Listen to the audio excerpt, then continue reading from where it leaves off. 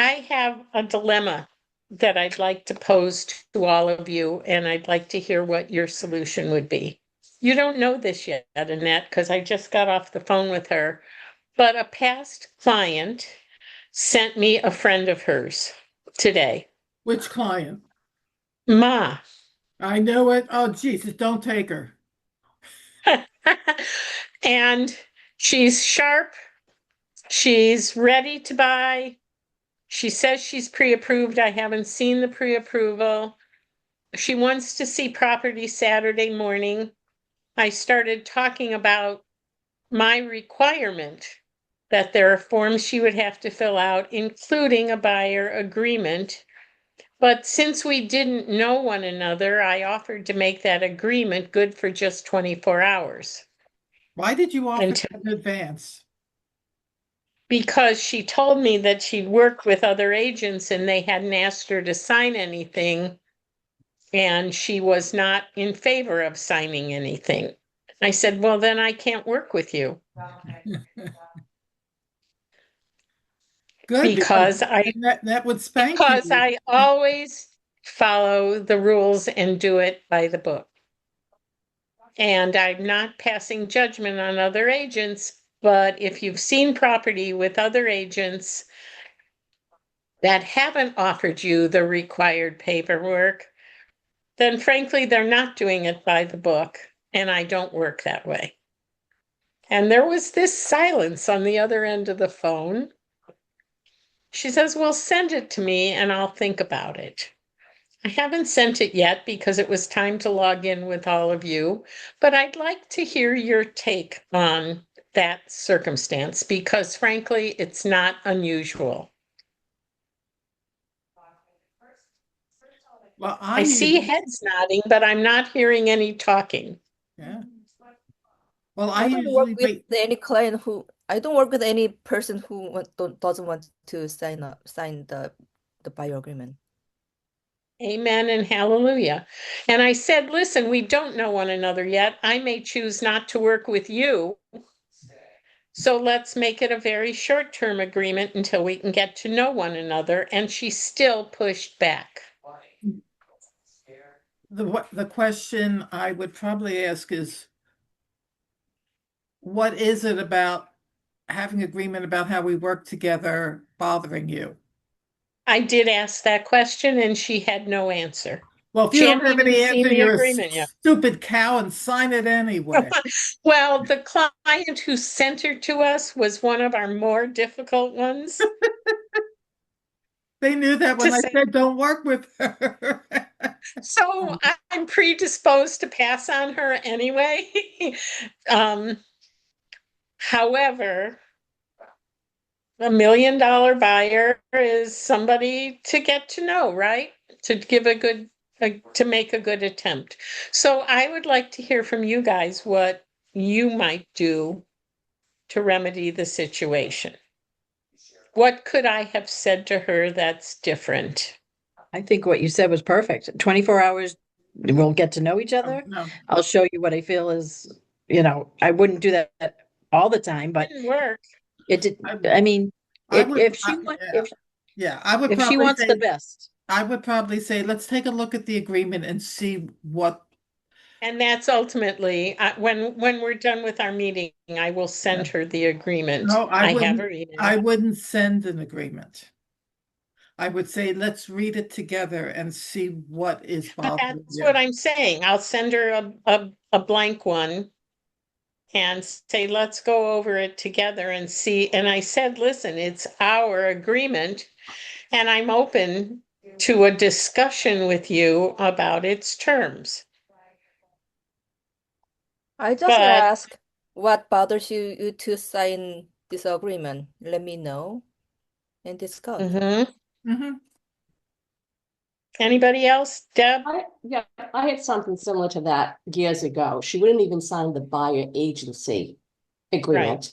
She hasn't, she's She been bought out and to, sold many times. No one asked her to sign any paperwork.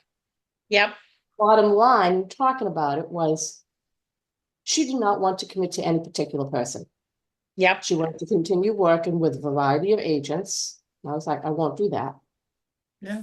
So I put in the buyer agency refused to sign. And never saw her again. Yeah. No, some people, and I guess the lesson here is that some people are not worth the effort, even if you're quote unquote a hungry agent. Because she's already got relationships that she doesn't value with other agents who did it her way, and yet she still called me. That was, So that was my that's a impression clue. of this woman. It's Yeah. sort of someone who wants to date everybody and never take it any further. Yeah, probably do more than date, you know? There you go. Okay. I Um, just to chime in, I think what you said is fine. Um, and I think if that came up with me, this hardly comes up in the legal context, just because culturally that's just how it's done. I suspect it's coming up in the real estate context because that's not how it's been done, and it's a change, it's a shift. Um, and so I suspect what I might say is, what I've been saying is it's out of my hands. One thing I well, found I myself said saying it's is, the rule. yeah, It is the rule, it's and a, I always play by the rules. um, so in some instances I've found myself saying it's my company's policy, so I blame you Well, all. since Um, I set the policy, I don't know that I yeah, can blame myself, but But you can also say it is the but company policy. but yeah. but it's yeah, but yeah, just language like this is our policy. Um, Mhm. and you can because you are the leader and you got to follow your own policy so you don't have Lord of the Well, yeah, if Flies. I broke And this rule, how could I ask you guys to follow and it, then right?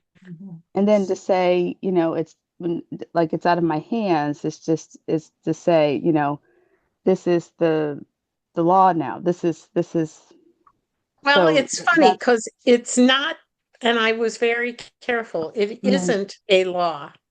It hmm is a rule oh, hmm established by NAR, hmm but it isn't a law, not in this state and not nationally. It's uh, recommended best practice, but there okay. are a few agents who have put in their comments that they will not show a property unless you can show them your signed agreement. That's illegal. That's not legal. I agree, but I'm seeing it. Yeah. I agree That completely. that question So, came up when the Good choice. rule came into effect at one of the brokers' meetings. You do not have the right to see another agent's legal contract with contracts, anybody. that Right. I agree completely, and I would push back on it, And but and if any of you get that request, you let me know, and Lynn and I will speak to the broker, yep. just to let you know. Boris, you don't have to raise your hand. You So can maybe not law language, but like rule or policy language, I The think rule, then it's it's the safe to rule. say It it's the is an rule. NAR rule, Yeah. and that's the truth. yeah. I was just gonna Okay. ask, do you know what your client does for work? We didn't get that far. She was all business. Well, because, if I could make some analogy to it or whatever, I'd basically get down to the line of asking, would you work for free? Yeah, How would you if it feel if came you to were that. how would you feel if you were working with someone and you created a business relationship that you thought was positive, and then they went behind your back and did something else? Yep, You know? Or yep, how would you feel if like an agent wasn't really committing to you? you right. know, like it was also working with other clients and not really focusing on you. And so it protects them as well as Well, it's a and that's mutual what I benefit. said. It's really mutually beneficial. And when you can see it and we can go over it, you'll understand that. I'll keep you posted as to how this plays out, but it was interesting. And then the other thing is she says that she's looking for an investment property, but she's pre-approved for a primary residence. I don't know how you'd feel about that, Renee. But I said, that's mortgage fraud. And there was silence on the other end of the phone. So all the way around, I'm going to probably pass. That doesn't matter unless you're going to be assigned a top-level federal office. It's in the news right now. And so I bet that there's more scrutiny. Am I right, Renee? Absolutely, yes. Okay. I mean, it's just really bad form. Okay. At any rate, let's get our meeting started. Andy, welcome. Can you breathe? I made you crazy today again. Yes. Hi, everybody. You know something, Andy? That transaction just keeps giving and giving and giving. That's one way to put it. Oh, brother.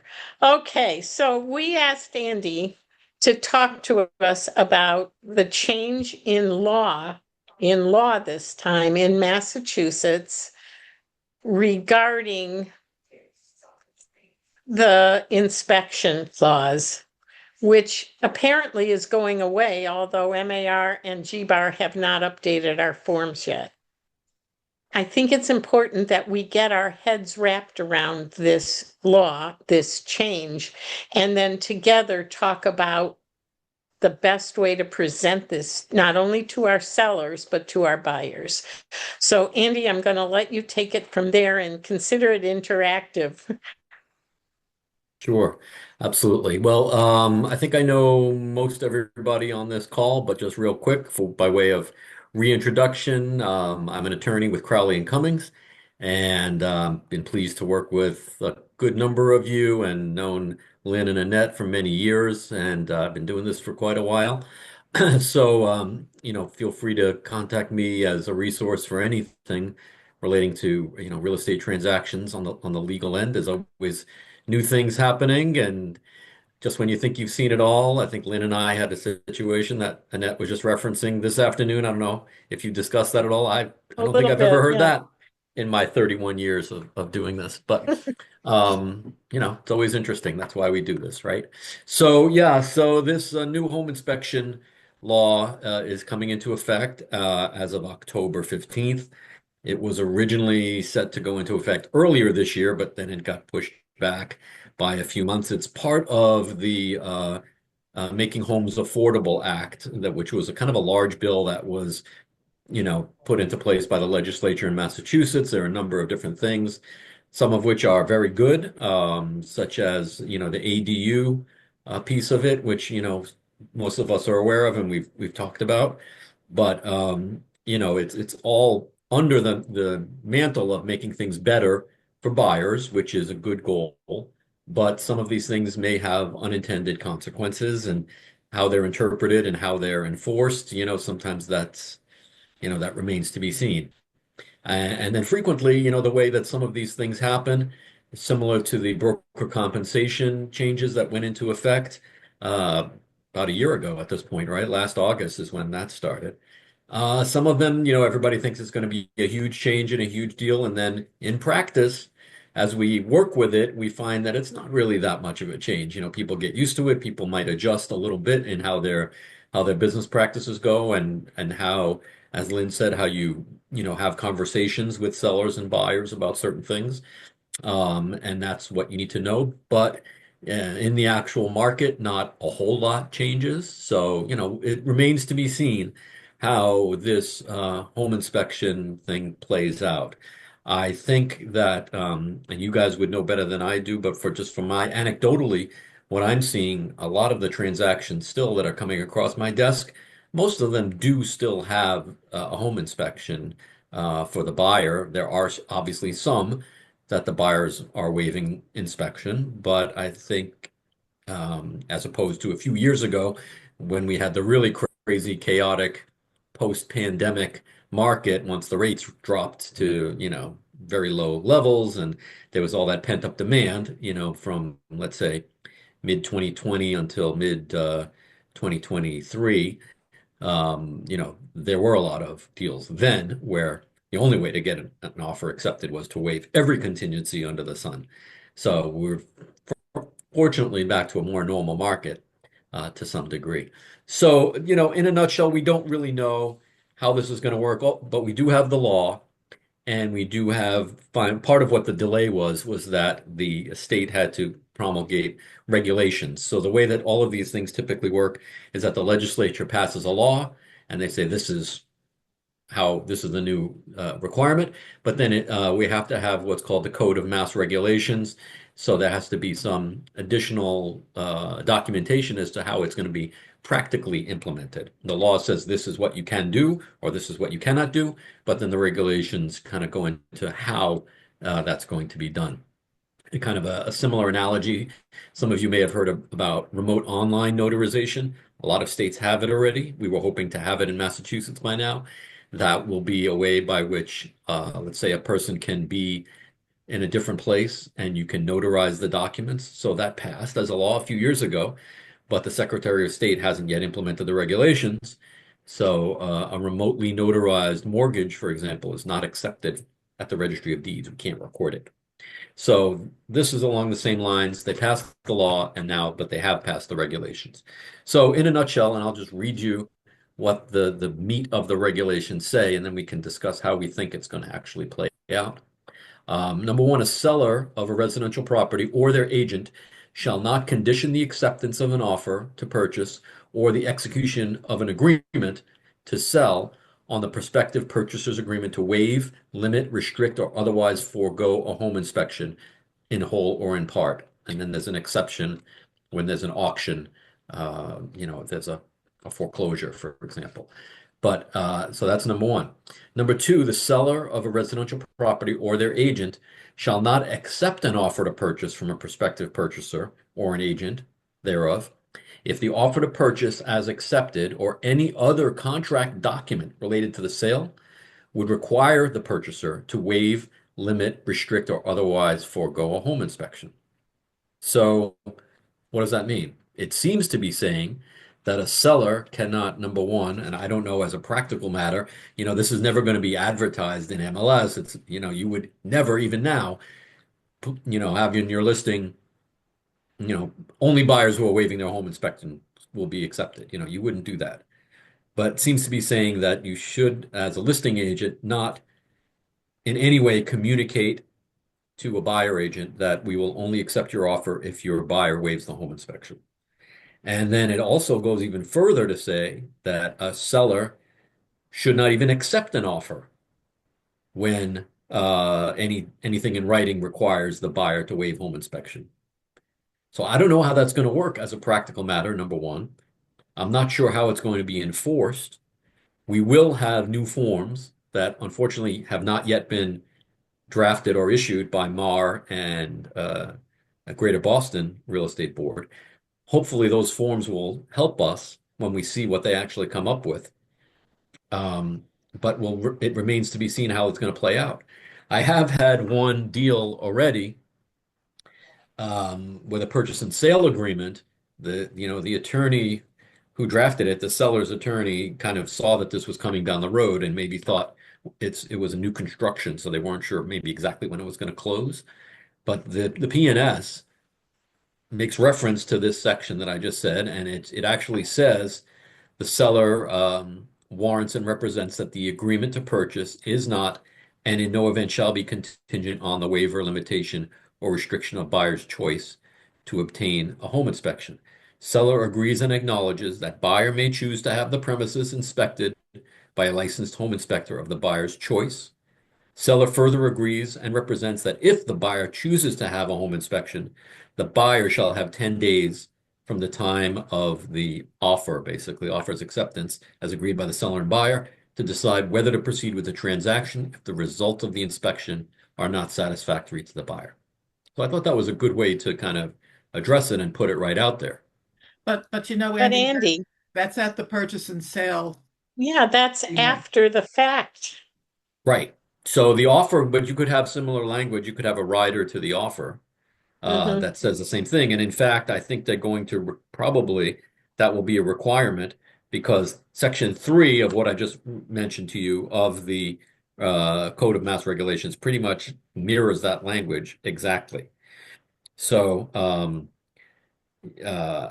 it goes on to say, in fact, that the inclusion of any contract provision that would render a home inspection meaningless in the first written contract to purchase, aka the offer, or purchase and sale agreement shall constitute a violation.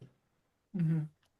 So I think I don't So know, and we're gonna have to. what would render an inspection meaningless? If language like it's for informational purposes only? Yeah, I think it could be interpreted as that for Well, sure, because an inspection for informational purposes only doesn't give the buyer any option to terminate the transaction if the results are not satisfactory. well, when the Yeah, Typically. rules they'd lose their first deposit yeah.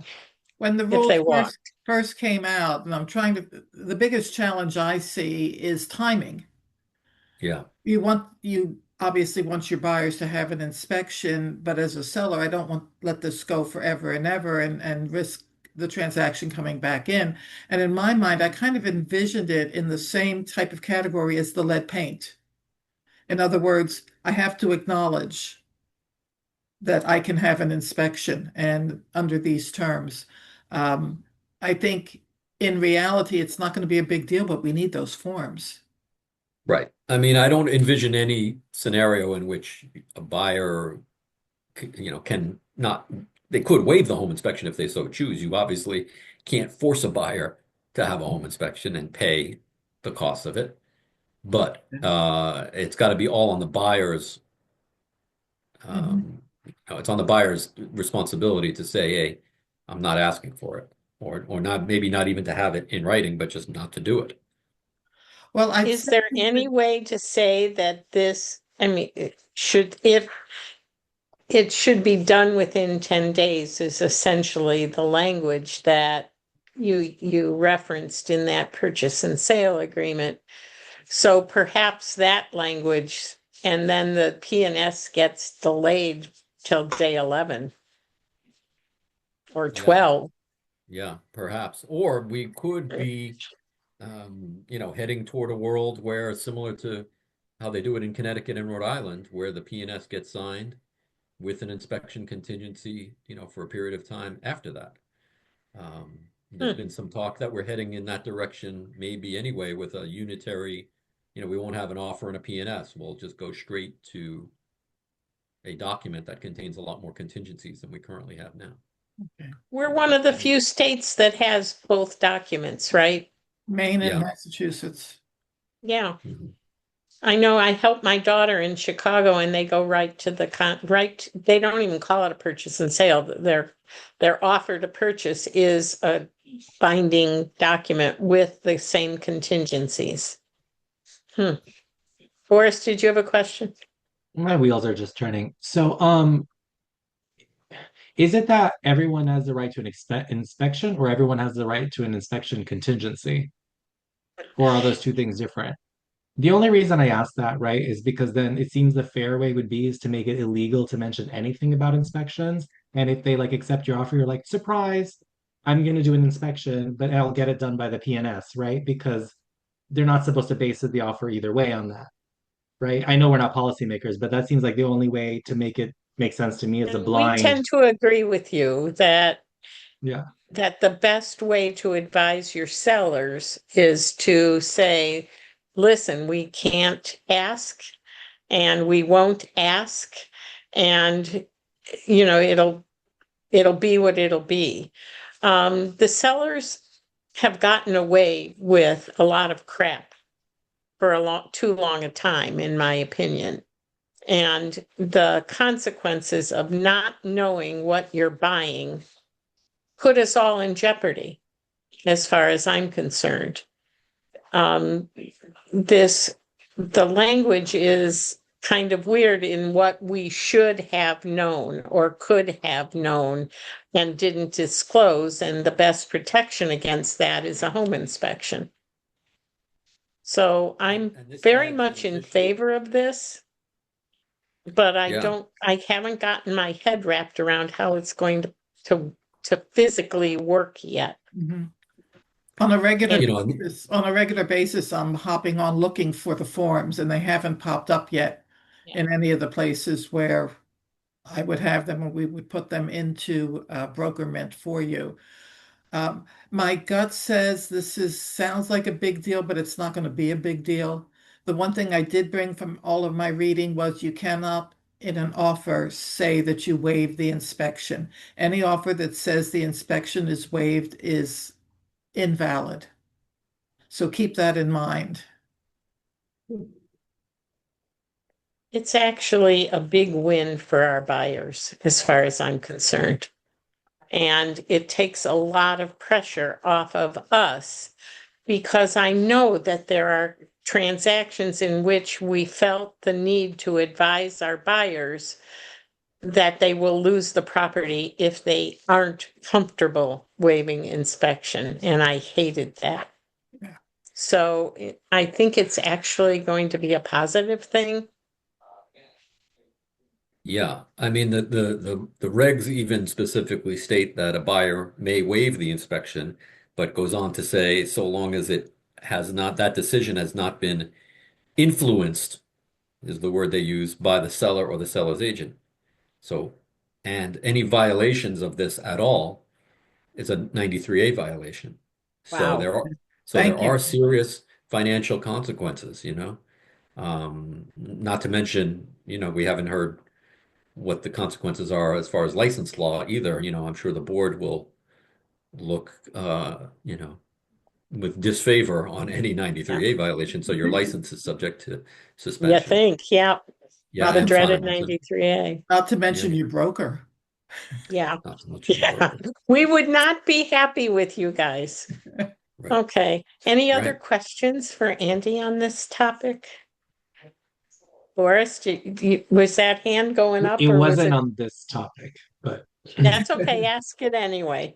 it's a maybe a really short question. So it's about kind of how things have developed since the last time we talked to you at some point, when the change in how explicit folks had to be with buyer representation were. You had said at that point when it was like a few months out that you hadn't seen um many times where the buyer had to pick up the tab, so to speak, for their agent's representation. Have you seen still that kind of things going more status quo, or have things been Well, changing a little bit in that? I write the checks. And for them, and Well, so well, what I'm saying is I'm looking to see who's paying the commission. hmm. And for the most part, the sellers are paying the commission. On for a few people, I know Gian, you had this a few years back or a year or so back, and then Muhammad most recently, the buyers paid 0.5%, so they were made whole to 2.5%. So again, it's happening, but not a lot directly out of the buyers' pockets. Andy, Yeah, what have I you agree with seen? I agree with that. There are some, but it's fairly uncommon. Um, you know, and then there's sometimes even a closing cost credit. It's handled that way, you know, to cover the difference or seller concession. But you know, I would say yeah, it's still fairly the exception I can think of in the last year.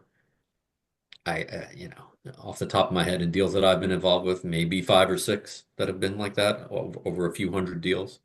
So it's fairly uncommon, I would say. And I So, would also, the go biggest ahead. change, I don't know about you guys, the biggest change I'm seeing is that the 2% buyer agent fee has become kind of the norm. Obviously, you are still Yeah, seeing some 2.5s, but it seems like more, certainly a lot of them are at 2, for whatever yeah. that's worth. That's been the last few Renee, years. have there been any inkling of regulatory change to allow the um buyer's commission to be? That's where the change should happen. Nope. That's No, crazy.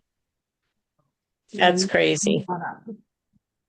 Okay. Well, we'll have to get Elizabeth Warren out of office. Yeah, good luck with that. Okay, Andy, thank you so very much. My Thank pleasure. Nice to you. see everybody. Nice to Yeah, see it you too. is. All right. So we have another guest. Renee Coleman is an amazing mortgage originator with Cross Country Mortgage, and her specialty, among others, well, she has two really, is working with reverse mortgages and working with divorcing spouses.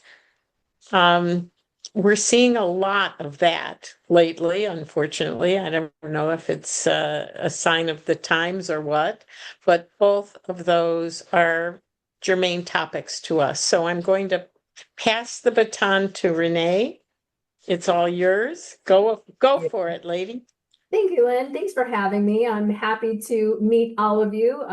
I know Lynn and Annette for a little bit now, but I've not had the pleasure of meeting the rest of the team. So I'm happy to be here. So as Lynn said, yes, I am a mortgage lender. I work for Cross Country Mortgage. I've been in the lending world for about 13 years now and been with Cross Country for 8 of those years. So happy with them, love what they do, love the programs that we have available. And yes, I am a reverse mortgage specialist. I realized I do not have it in my title here on this Zoom, but I am a CRMP, which is a certified reverse mortgage professional. It is a designation. There's only a few hundred of us in the country. It is a pretty prestigious designation. And so I'm one of a very few. So I do specialize in them. How many of you know what a reverse mortgage is? Have you heard of them? Okay, see a few hands. Okay, so I know that there are lots of misconceptions out there. And so I am going to share my screen real quick. I am going to just go over a few slides. And all right, can everybody see my screen now? Yes, there you are. Ma'am. Fabulous. All right, so reverse mortgages, they actually have a new name. They are referred to as a HECM, home equity conversion mortgage. So there's 2 varieties of reverse mortgages. A HECM is one of them, and then there's the reverse mortgage. And so we're going to talk a little bit about both of them. So who qualifies? So in Massachusetts, it does vary by state. You've got to be 62 or older to do the HECM variety, or 60 or older to do the reverse mortgage variety. And we'll get into the differences in just a moment. But so you've got to have there's an age requirement, and then it has to be your primary residence that we're doing the mortgage on. So, and that can be a single family, a multifamily, or a condo. Condos are a little more difficult, and we'll talk about that in a moment. But any of those will work as a primary residence to do a reverse mortgage. So think of a reverse mortgage like an equity loan. So seniors, especially here in Massachusetts, if they've been in their homes any length of time, they've got a lot of equity in their homes. And so a HECM version of the reverse mortgage has similar to an equity loan where there's a line of credit. And so the amount of equity that we let you borrow is based on 3 criteria.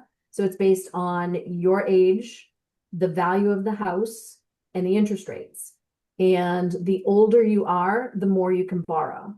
So if you're 60, 62, it's going to be close to 30%. If you're in your 80s or 90s, it's going to be closer to 50%. So, and it will vary depending on the interest rate. So right now, that's what we're looking like. And we do have an appraisal done to give us the value of the house. And then that's how we calculate how much you can borrow. When you no longer live in the home as your primary residence, that's when the loan comes due. It is a loan. You are borrowing money, but you don't have any monthly mortgage payment requirements. You can make payments, but they're not required. So primary residence, age requirements, no payments required, but you can make them. And when you're no longer living in the house, that's when the loan comes due. So that can be you've decided to sell the house. That can be you've had to move in with family or move into assisted living, or you've passed away. So any one of those circumstances would require the loan has now come due. There's a couple of different ways you can receive the funds. So I mentioned the line of credit. That's on the HECM version. So you've got to be 62 or older. That's actually an FHA program. So The lender will tell you how much you can borrow, and they put it in a line of credit for you. And you can borrow from that whenever you need it. Once it's borrowed, then it becomes the loan, and that's the portion that's due back to the bank plus interest. We'll talk about that in a moment. So line of credit or a lump sum. That can be either the HECM version or the reverse mortgage version. Lump sum meaning we tell you can borrow 300,000 and we cut you a check for 300,000. You can go do whatever you want with it. There are no restrictions on how you spend the money. We don't typically recommend just taking the lump sum and sticking it in your checking account. There's lots of things, should you someday need to go on Medicaid, that's now an asset because it's sitting in your checking account. Whereas if it's sitting in a line of credit, Medicaid doesn't have access to it. So unless you're using the money, for example, I have a lot of borrowers that have done the lump sum because they want all of their money and they're buying a second home with it. So it does come in handy for something like that. And then the third option, so we have line of credit, lump sum, and the third option is a monthly payment. So the lender tells you how much you can borrow, and you can tell us, I need $2,000 a month to make ends meet. Great. We'll tell you how long that money will last, and we'll send you a check for $2,000 every month, as long as you're still living in the home as your primary residence. All right. So again, think of it like an equity loan. So if your house is worth 500,000 and you owe 200 on it, we've got equity of 300, and a portion of that is what the lender would allow you to borrow to put into the line of credit. So a couple of myths. These are the bigger ones that we see. I am well aware of some of the misconceptions out there on this program. So one of the bigger things that we hear is the bank takes your home. The bank owns your home. You're giving the bank your house, whatever variation. And that's not true. This is like any other mortgage. The house is still your house. There's a lien on it, just like any mortgage. It's your house. You can do whatever you want with it. You can sell it. You can will it to the kids. You can put it in a trust. All the same. The home must be free and clear of any existing mortgages. Not true. You can still have a mortgage on there, but we do have to pay off that mortgage. The reverse mortgage can be the only lien on the property. So if you do have a mortgage, if the lender says you can borrow 300 and you still owe 100, we're going to use some of the proceeds of the reverse mortgage to pay off your existing mortgage. And that can be any of the options, whether it's the line of credit, the lump sum, or the monthly payments. They would take those funds first, and then however you wanted to receive the remaining proceeds. So yes, you don't have to own the house outright. Once the loan proceeds are received, you pay taxes on them. That is not true. So you are borrowing money. It's not income to you. And so therefore there is no tax consequence as far as income goes. This is not income. You're borrowing money. Again, think of it like an equity loan. You're not taxed on money that you take out of your home equity because it's not income, okay? And the borrower is restricted on how to use the loan proceeds. Again, the lender doesn't have any say in how you use that money. There will be one question on the loan application. The lender would like to know if your intention is to take some of those funds and purchase any kind of annuity with it. You're not prohibited from doing it, but the lender just needs to know. But otherwise, you can do whatever you want with that money. There are no restrictions. You can use it to fix up your house. You can use it to buy a second home. You can use it to pay for your grandchild's college. You can do whatever you want with it. You can pay to have home care. If you're aging, you can pay to have some health care come into the house rather than having to go into a facility. If you'd rather age in place, as we call it. And then the last item, only low-income borrowers need a HECM. Again, not true. And the line of credit is a perfect example of that. So the line of credit will allow you, if you don't need it, it's going to grow over time. So even if you have plenty of income, you can get more income by having that line of credit sit there and grow. And we'll go over that in just a second. So some of the benefits, again, paying for your living expenses, medical bills, home renovations, buying second homes, take a trip around the world, whatever. There are no restrictions. No monthly mortgage payment, but you do have to pay your property taxes and your homeowner's insurance. But again, no mortgage payment requirement. We do pay off any existing mortgages. A little bit of peace of mind to know that there's an emergency fund should you need it later on. And then the growth of the line of credit. So think of it like two buckets. Let's say the lender says you can borrow 300,000 and we put 300,000 in the line of credit. And you determine we need a new roof on the house and it's going to cost $20,000. Well, you've got 300 available in the line of credit. We're going to take 20 of it. You withdraw it from the account and you pay to fix your roof. Now that portion is 20,000 is used. So your 300 is now 280. And you have 20 that you've used. That 20 is the portion that you've now officially borrowed and it's owed back to the lender and it will accrue interest over time. So right now the interest rate's about 6.5 on the line of credit option. So your 20,000 will accrue interest at 6.5%. If you sold the house tomorrow, you'd only owe the 20 plus any accrued interest. And the rest of the equity is still yours. Right? You've only used the 20,000. Now that 280,000 that's remains in your line of credit, that actually grows over time and it grows at 0.5% more than what you're paying in interest. So the 20 that you borrowed and right now the interest rate is 6.5, you're earning 7 on the line of credit. So even if you don't need it today, it's going to grow and will be available to you later. Again, growing at 7% today. Okay.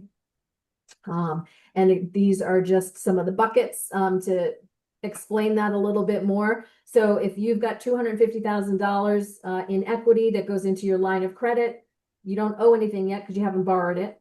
You've got some closing costs maybe that are 10,000. Your line of credit is now 240 and 10 is what's owed. And this last one, sorry, it's missing my $100,000 to pay off an existing mortgage. So $100,000 from the line of credit, you've got 140 left and 110 that you've actually borrowed. And I'm going to stop sharing now because I want to see faces. And so when you're talking to your clients, I receive a lot of referrals from realtors because realtors are talking to these clients and they are running out of money and they think their only option now is to sell their house. They may not need to. If a reverse mortgage is right for them, it's not right for everybody, but it's an option for somebody to be able to stay in their house. Now, the fun part, you can purchase a home with a reverse mortgage. Who knew? So if you have older clients that are looking to purchase a home and they don't want to use all of their cash to purchase the home, right? Most older clients don't want a mortgage payment, right? Nobody really wants a mortgage payment, but especially seniors on a fixed budget, and they don't want a mortgage payment. And maybe they are downsizing and maybe they've got, I don't know, $600,000 proceeds from selling their house. And now they want to buy another house. And they say, but I only have 600,000. I don't want a mortgage because I can't make mortgage payments in retirement. I don't want to. So I have $600,000 and I've got to go buy a house. Well, with a reverse mortgage, we kind of reverse the numbers, if you will, pardon the pun. But let's say the lender is going to allow you to borrow 30%, right? In my example, previously, based on your age and the value of the house, maybe the lender lets you borrow 30% of your equity. Well, on a purchase, that means they would finance 30%. So your down payment would be 70%. So if you've got $600,000 and you're buying a $600,000 house, you'd only have to use 70% of it. The rest is financed with a reverse mortgage. So when you're talking to your older clients, maybe that's something that's an option for them that they maybe didn't realize that they had, where they don't have to spend all of their cash. So who has questions? I hope there's questions. I have a question for you. Sure. Why should our folks recommend you as opposed to any other reverse mortgage specialist? So I will tell you, most lenders, a good amount of them have access to reverse mortgages, but not every loan officer is familiar with them. So as an example, if you called another lender, they would say, sure, we can do them. And they're going to pass you off to their internal team. And they're not the ones that are going to have the relationship with the client. I'm the one that has the relationship with the client. You're going to work with me. I'm going to work with the client, and that's going to be me that's talking with them and being certified in this program. Again, there's only a handful of us in the country. And so you want somebody that knows what they're doing. This is a complicated product. It's not for every lender. It's not for every loan officer because I've been doing this for years. I've been a reverse mortgage lender for 8 years now, 7 years, 7 or 8 years. I've seen a lot. And for the newbies, it took a long time. I think I didn't close a reverse mortgage, I think for 3 or 4 years when I first started, because they're difficult. It's a difficult program, and you want somebody that knows what they're doing. And I can tell you in Massachusetts, I think there's only 3 or 4 of us that have this certification that are actively out there doing them. So you want somebody that knows what they're doing. And that's why you would come to me because I do these every day. Amen. Amen, amen, amen. Yeah. I And have another question. fearless attorney has done lots of my closings for me on the reverse side, so he's familiar with them as well. Talk to me about the closing costs, which are high compared to a traditional mortgage. Yep. So on the HECM version, I mentioned it's an FHA loan. And these loans are non-recourse, which means if you were to go upside down, meaning you owed more on the mortgage than the house was worth, these loans are non-recourse. So the lender will not come after you or your heirs. If you pass and leave the house to the kids, nobody's responsible for that difference. And the way that the lender pays for that is through PMI, basically. It's an upfront cost and it's 2% of the value of the house. So in Massachusetts, it can be pretty hefty, right? You've got an $800,000 house, it's $16,000 in this upfront PMI. In addition, you would have your standard real estate closing costs. We have an appraisal done, the title work still has to be done. So same as a standard real estate transaction plus that additional. But So correct me if I'm wrong, but it sounds like that PMI charge is actually an insurance policy that you're buying to protect your heirs. yep, If the market totally tanks, Yep. God forbid. I know, right? But if the market totally tanks, you're buying a protection Yep. for your So I'm heirs. gonna flip over to the forward mortgage world, the regular mortgage world that you're more familiar with. So I'm sure you've all heard the term PMI before. It stands for private mortgage insurance.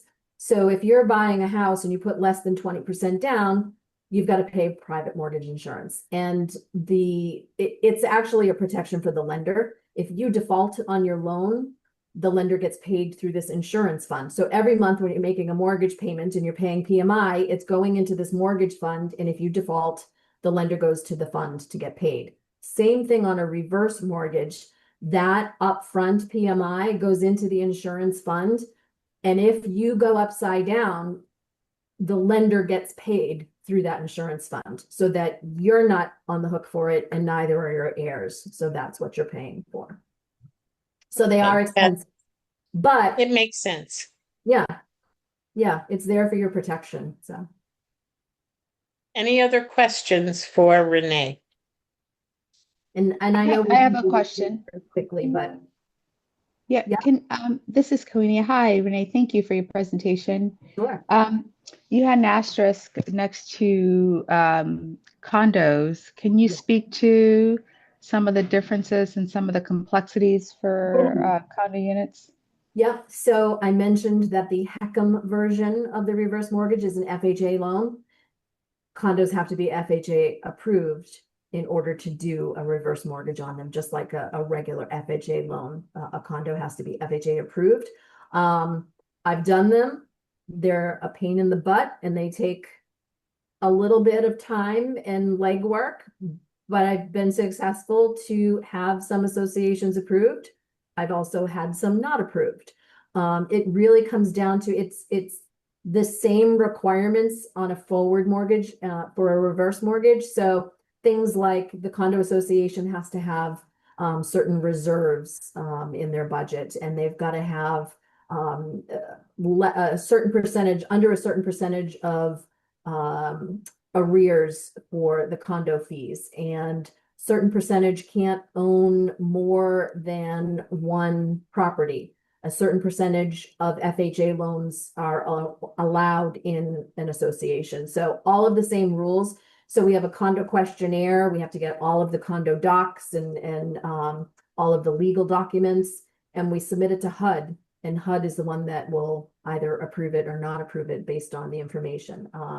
The master insurance policy comes into play. So it's not really the lender saying, no, it's not approved. It's whether they follow the HUD guidelines for FHA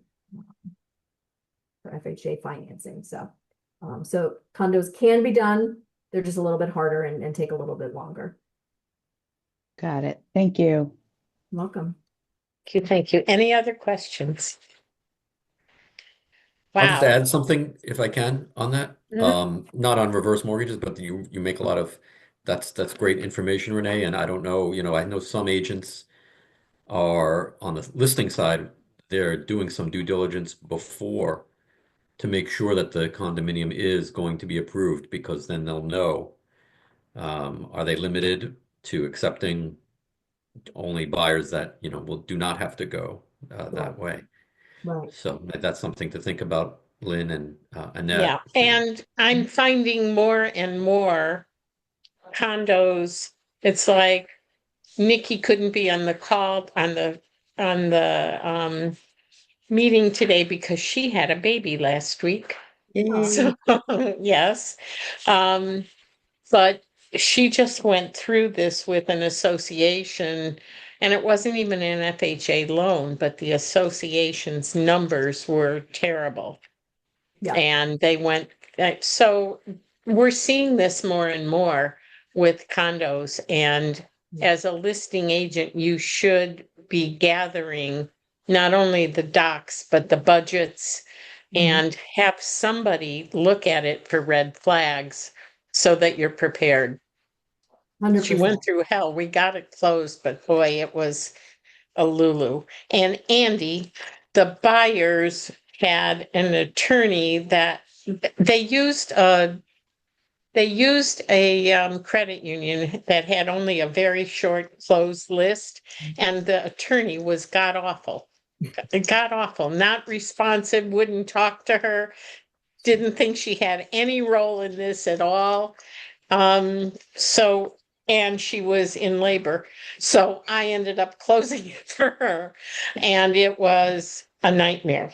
So, stay away from those credit unions. If you can't, my personal opinion is that the team we surround ourselves with, the lenders, the attorneys, all of the other service provider vendors that we rely on have to be your trusted team in order to make a transaction go smoothly. Period. End of conversation.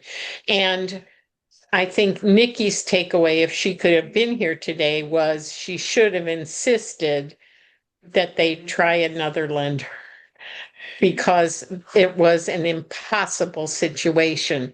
And I think it's upon us to warn our clients that if they want to work with you, they should work with your team. because it makes it, Andy, I don't think we could have gotten through this deal closing Friday without you. No doubt. Thank And you. part Yeah. of it is Thank you. that our borrower had a relationship with a lender in Pittsburgh who wasn't familiar with how we do things here and was a big pain in the neck, a big pain in the butt, in a major way. And it just is driven home time and again. So Andy, we couldn't have closed it without you. There's no doubt. It's not closed yet. It will be Friday, please God. But just assembling your trusted team and trusting them to get you through the tough ones is, I think, the key to everything. That's my big takeaway from today. Well, there's not much more that I have to say. I'd like to open the floor for a couple of minutes to any questions that you have for Annette, who had surgery this morning on her Oh, eyes. no. Yeah, Oh. she's fine, but I mean, it's been a little wild in my world for the past month. My husband had surgery. She had knee replacement. It's been, and all of these things have popped up all around us. But I'd like to open the floor to any questions you have, either for Renee, for me, or for Andy, before we let you go. God, the silence is deafening. And then one thing I did want to touch on as well, Yep. I won't get too detailed into it because we could do a whole hour or two on it, but I just want to mention very quickly that people should be cautious. There seems to be an increase again. We didn't see too much over the summer, but there seems to be an increase recently in the last few weeks of alerts about seller impersonation fraud. Ooh. And that has been involved with not just even vacant land parcels, which there were some Really? notorious cases, one in Concord, Mass, but even properties that are occupied by a house, and maybe there's an older, a senior owner who's maybe not too, cognizant, or maybe the senior owner owns the property, but maybe doesn't live there anymore, could be in an assisted living or living with a family member. And in the last week or so, week and a half, we've gotten a number of alerts from our title insurance companies. How So, do we protect ourselves? well, there's a lot of different things, but there's a lot of red flags and a lot of. I can share my screen for 1 second if you'll let me do Mhm. that. Sure. Let me just pull that up. Um, and there are some. I can send this out as well. If you send it to Yeah. me, I'll forward it. Yeah. I don't know how to even share my screen. I know there's a way to do it. Um, There's in the middle of the screen, there's a green arrow that oh, says share. share. Yeah. Yep. Yep. So there we go. So I don't know if you guys can see that, but here's some. Yep. I'll send this to you as well, Lynn, to send. But these are kind of red flags that you know you can do, and then here are some things that you can do. Um, to be aware of it, and as far as verifications and whatnot. And Andy, is I'll be there value in that it's like LifeLock for mortgages that's well, advertised? you know, each registry, there are pay services. I don't know what value they provide, but each registry of deeds has a service where you can simply register with them. If you go online to either the Commonwealth, the Secretary of the Commonwealth, and do the links, or you can, it'll link you to the particular county registry. But that is kind of an after the fact. So they'll notify an owner immediately if somebody records something, but in some cases it's too late at that point. I don't know. There's really Yeah. no effective way to do it beforehand. But just kind of be on the lookout. Anything that sounds suspicious, if you get contacted by somebody, either any vacant land transaction is, I think, presumed to be fraud unless you can prove otherwise. But even Wow. for a property that if something just sounds suspicious, if it's in an area, they like to try to target agents in areas that they're not that familiar with. So let's say, if you guys are all kind of in the general Metro West area and somebody reaches out and says, hey, I've got a property down in, Fall River or something like that, that's a red flag as well because they figure you might not be familiar with the property, you haven't driven by there, something a little bit out of So your from our local point area. of view, my takeaway is that we should always verify that the person we're talking to is in fact the owner of the property. Right. Or, I mean, it could be that it's a child that has power of attorney, that's fine, but you've got to Yeah, check the documentation. And if there's any suspicion at all, feel free to reach out to me and I can, use my resources as well to help try to verify. good, cool. Thank you. God, that's Sure. scary as hell. I don't like it. Okay, guys, then I am going to say good night. Go make your dinners, go have a cocktail. I'm going to my kid's house for dinner, so I have to take my Tylenol beforehand so that the noise from the grandkids doesn't get to me. And thank you for everything, for being here today, to our guests, and for those of you who logged on. We have recorded this. I will post it on our drive so that you can access it if you would like. And thank you. Thank you. Okay. Thanks, Goodbye, Lisa. goodbye. Good Nice night, to everyone. Thank Bye. you. Thank you. Thank you. Pleasure. Hey,